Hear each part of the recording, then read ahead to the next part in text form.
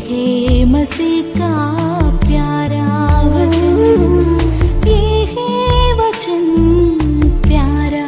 परमेश्वर के धन्य नाम की महिमा हो। प्रभात मनन के सत्र 2313 में आप सभी का बड़े प्रेम के साथ स्वागत करता हूं। आइए आज के मनन के लिए हम पढ़ते हैं याकूब अध्याय 5 पद 15। और विश्वास की प्रार्थना के द्वारा रोगी बच जाएगा और प्रभु उसको उठाकर खड़ा करेगा। यदि उसने पाप भी किए हो तो उनकी भी क्षमा हो जाएगी। 14वीं एवं 15वीं पदों से महत्वपूर्ण तथ्यों को हम बीते दिनों में मनन कर चुके हैं। अगली पद की ओर जाने के लिए जैसे मैं सोच रहा था, 15वीं पद में बताए गए विश्वास की प्रार्थना नामक विषय पर कुछ बातें कहने के लिए पवित्र आत्मा ने मुझे प्रेरित किया। इसलिए आज के मनन में निम्न विषय पर कुछ बातें कहना चाहता हूँ। विश्वास या विश्वास की प्रार्थना इत्यादि विषय जैसे पवित्र शास्त्र के अन्य कई महत्वपूर्ण विषयों की तरह अपरिपक्व मसीह विश्वासियों के द्वारा गलत समझे जाने वाले और वैसे ही झूठे शिक्षकों के द्वारा गलत तरीके से सिखाए जाने वाले विषय है। इसलिए ही मैं चाह रहा हूं कि निम्न विषय पर पवित्र शास्त्र से कुछ बातें आपके साथ साझा करूं।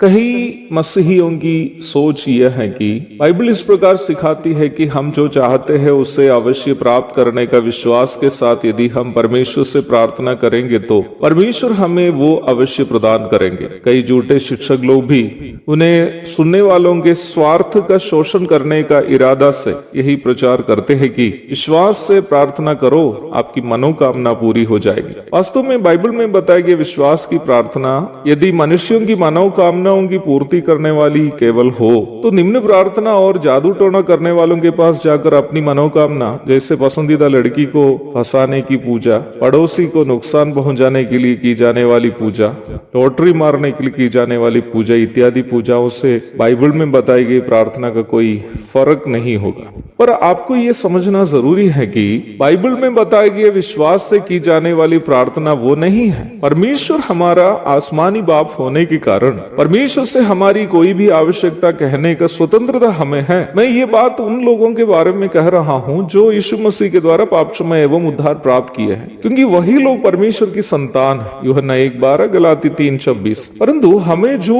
हम परमेश्वर की संतान है ये जानना जरूरी है कि हम प्रार्थना में परमेश्वर से मांगते समय क्या विश्वास करें। इसके लिए सबसे पहले हमारे प्रभु यीशु मसीह की ही प्रार्थना को हम उदाहरण स्वरूप लेते हैं। हमारे प्रभु यीशु मसीह इस संसार में पापियों के बदले मृत्यु सहने और उनको बचाने के लिए ही आए थे। उनका आगमन का परम उद्देश्य वही था। यूहन्ना 3:17, पहला तीमुथियुस 1:15। प्रभु स्वयं ये बात अच्छी तरह जानता भी था। मत्ती 16:21। इसके बावजूद अपने पकड़वाए जाने के ठीक पूर्व गतसमने बगीचे में प्रार्थना करते वक्त अपने मनुष्यत्व के प्रदर्शन स्वरूप इस प्रकार पिता से वह कहते हुए हम देखते हैं, हे मेरे पिता, यदि हो सके तो ये कटोरा मुझसे टल जाए। मत्ती 26:39। प्रभु ये बात अच्छा से जानता था कि कितना भयानक दर्दनाक अनुभव से वह गुजरने जा रहा है, परंतु उसी पद में ही पिता पर अपना विश्वास को प्रभु प्रदर्शित करते हुए हम आगे देखते हैं। वह आगे इस प्रकार प्रार्थना करता है, तो भी जैसा मैं चाहता हूँ वैसा नहीं,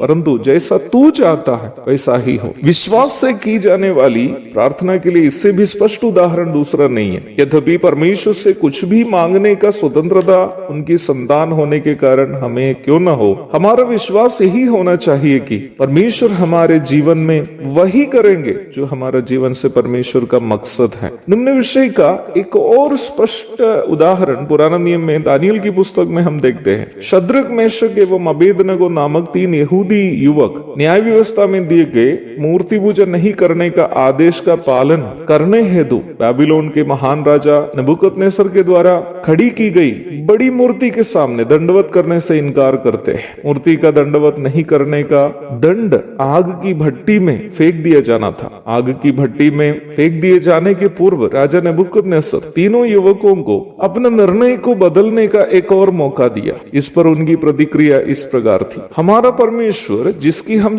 उपासना करते हैं वो हमें उस धधकते हुए भट्टे की आग से बचाने की शक्ति रखता है, वरन हे राजा वो हमें तेरे हाथ से भी छुड़ा सकता है। परंतु यदि नहीं तो है राजा, तुझे मालूम हो कि हम लोग तेरे देवता की उपासना नहीं करेंगे और न तेरी खड़ी कराई हुई सोने की मूरत को दंडवत करेंगे। मुझे सुनने वाले प्रिय भाई बहनों, प्रार्थना करते समय जो विश्वास हमें होना चाहिए वो ये नहीं है कि हम जो चाहते हैं वो सब प्रभु हमें देंगे, परंतु वचनानुसार का विश्वास जो प्रार्थना करते समय हमें होना चाहिए वो यह है कि यद्यपि हमारी मांग क्या कुछ भी क्यों न हो, प्रभु हमारे लिए वही करेंगे जो उनकी इच्छा है और जिससे उनकी महिमा होगी। एक और शुभ दिन की धन्य कामनाओं के साथ आज का मनन यहाँ समाप्त करता हूँ। प्रभु आप सबको आशीष दे, आमीन। पापी को मुक्ति का द्वार है, संत को मार्ग का दर्शक है, विश्वास जो करते हैं उसके